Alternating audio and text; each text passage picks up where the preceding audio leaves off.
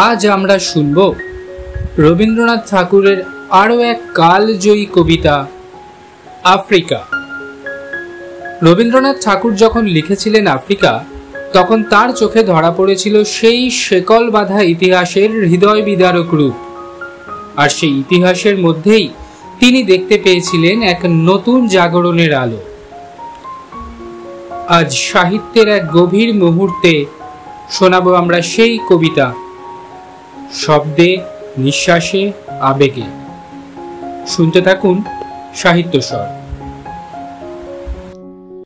উদ্ভ্রান্ত সেই আদিম যুগে স্রষ্টা যখন নিজের প্রতি অসন্তোষে নতুন সৃষ্টিকে বারবার করছিলেন বিধ্বস্ত, তার সেই অধৈর্যে ঘন ঘন মাথা নাড়ার দিনে রুদ্র সমুদ্রের বাহু প্রাচী ধরিত্রীর বুকের থেকে ছিনিয়ে নিয়ে গেল তোমাকে আফ্রিকা।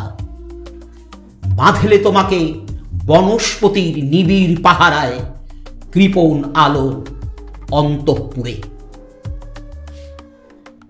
সেখানে নিভৃত অবকাশে তুমি সংগ্রহ করছিলে দুর্গমের রহস্য, চিনছিলে জল স্থল আকাশের দুর্বোধ সংকেত। প্রকৃতির দৃষ্টি অতীত জাদু মন্ত্র জাগাচ্ছিল তোমার চেতনাতীত মনে। বিদ্রুপ করছিলে ভীষণকে বিরূপের ছদ্মবেশে, শঙ্কাকে চাচ্ছিলে হার মানাতে, আপনাকে উগ্র করে বিভীষিকার প্রচন্ড মহিমায় তাণ্ডবের দুন্ধুবিনী নাদে।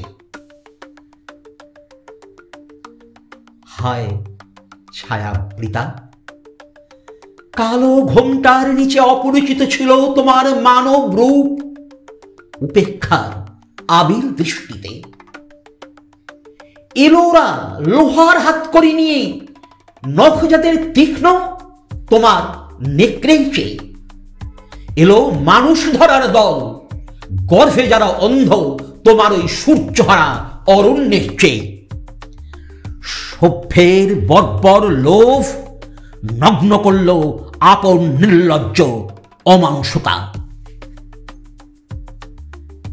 তোমার ভাষাহীন ক্রন্দনে বাষ্পাকুল অরণ্য পথে পঙ্কির হলো ধূলি তোমার রক্তে অশ্রুতে মিশে। দস্যু পায়ের কাঁটা মারা জুতোর তলায় বিভৎস কাদার পিণ্ড চিরচিহ্ন দিয়ে গেল তোমার ওই অপমানিত ইতিহাসে। সমুদ্র পারে সেই মুহূর্তেই তাদের পাড়ায় পাড়ায় মন্দিরে বাজছিল পূজার ঘণ্টা।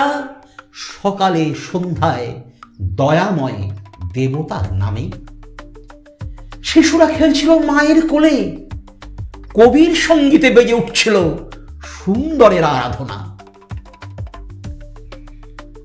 আজ যখন পশ্চিম দিগন্তে প্রদোষকাল ঝঞ্ঝা বাতাসে রুদ্ধশ্বাস, যখন গুপ্ত গহ্বর থেকে পশুরা বেরিয়ে এলো, অশুভ ধ্বনিতে ঘোষণা করল দিনের অন্তিম কাল। এসো যুগান্তের কবি, আসন্ন সন্ধ্যার শেষ রশ্মিপাতে দাঁড়াও ওই মানহারা মানবীর দ্বারে, বলো ক্ষমা করো। হিংস্র প্রলাপের মধ্যে সেই হোক তোমার সভ্যতার শেষ পুণ্যবাণী।